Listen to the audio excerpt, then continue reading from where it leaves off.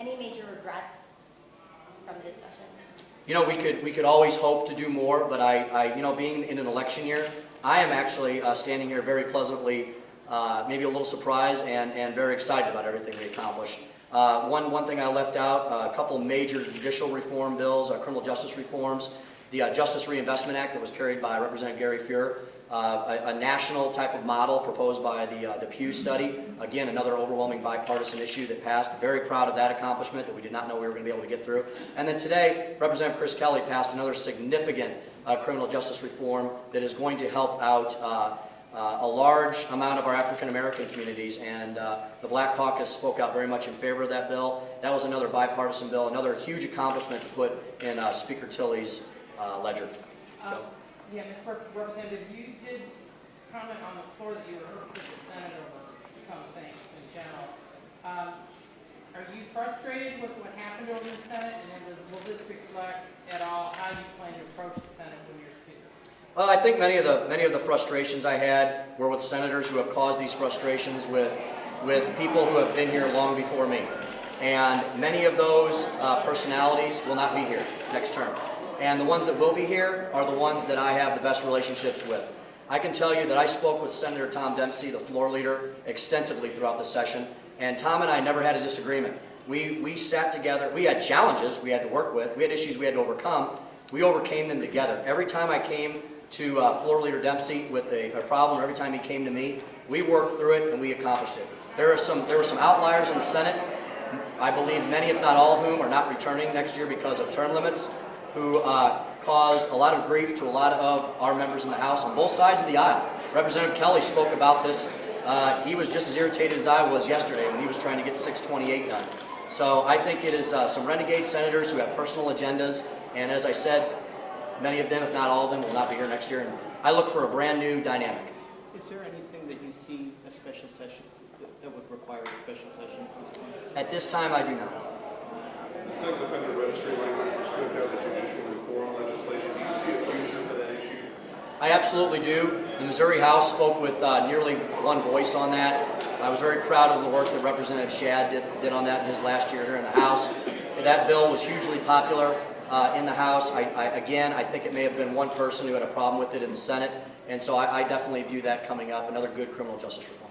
It seems that some of the things that ended up as disappointments this session may be the result of dissension factions within the Republican caucus, and I was wondering how you're going to deal with that as your Speaker in the next few years.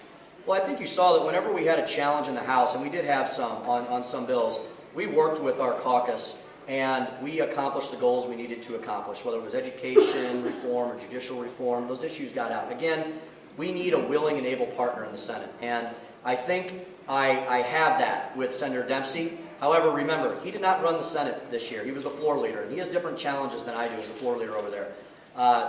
You know, I think it was leadership above him that hamstrung him to a great extent. And as I said, I think the atmosphere is going to be very different next year. So the issues were with the Senate, not within the House Republican caucus. I think you saw that in the last week. I mean, I saw pretty much House members across the board on both sides of the aisle grumbling about one or two senators who were killing innocuous, non-controversial language just because they didn't want it on their bill. And the House doesn't operate that way. The House operates as a team. We do not have a whole lot of individualistic agendas over here. We all get together as a group, decide what's important. It requires 82 of us to move the state forward, and we've done that this year. In the workers' comp debate, you talked about the second injury fund. Obviously, another year, nothing's been accomplished on that. Going forward with that, what's the next step on the second injury fund? Well, again, I can only, of course, always speak for the House. We got a lot of our members on both sides of the aisle who definitely want to get something done.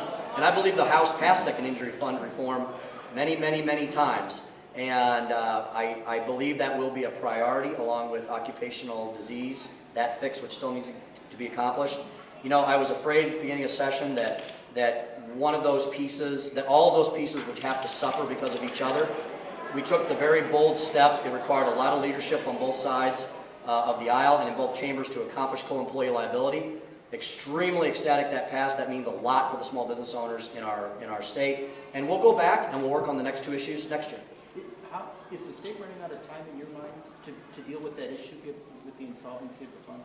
Well, you know, the fund's been insolvent for a while. This is something that we tried to bring to Attorney General Jay Nixon's attention many years ago when he was Attorney General. We had an interim committee right here in the House that I sat on, and you know, at that time, the now governor kind of brushed that off. So it's run out of time many years ago, and we're going to need some leadership from the executive as well as some assistance from the Attorney General's office. This is going to have to be a group effort to accomplish that. The House has shouldered their burden. We've advanced our reform issues on that. We're going to need some help from the executive, the Attorney General, and the Senate to bring that across the finish line. With so many term limits coming up this year, any expectations for lawmakers next year? Anything people will have to deal with more? Well, I think actually next year is going to be a little better because this cycle was our largest term limit cycle. We had 60 or so new freshmen in the Republican majority behind me, filling up this room here, and I believe the Democrats had half of their caucus was new as well. This next cycle is a little bit less than that, and so I don't think you'll see that as much of an issue. This freshman class, which are it's large, they're bold, they're energetic. They've now got 2 years of experience around their belt, and around here now with an 8-year term limit, that's a lot. And so I think they're going to hit the ground running, and they're going to be moving a lot of these initiatives forward that Speaker Tilley has set in motion. You came in starting this year talking about some fairly significant education changes. Obviously, the charter school bill went through. Are you satisfied with what the legislature was able to do? I'm extremely satisfied with our progress under the umbrella of education reform because, and I'll tell you why, the charter school bill last year I believe had around 85 votes. This year, the charter school bill was truly agreed and finally passed with 99 votes in the House. That is a dramatic improvement. This is a tough issue. It's a tough issue for everybody back home because it's very local. And people have to really get comfortable with that issue. And I think they've gotten very comfortable with the charter school issue now. And the House did advance an issue related to teacher tenure reform forward.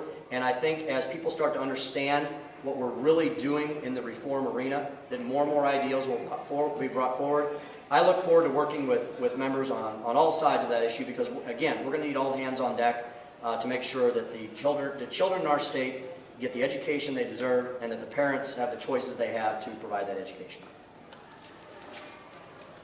Well, thank you all very much. Have a great summer. Thank you to my caucus.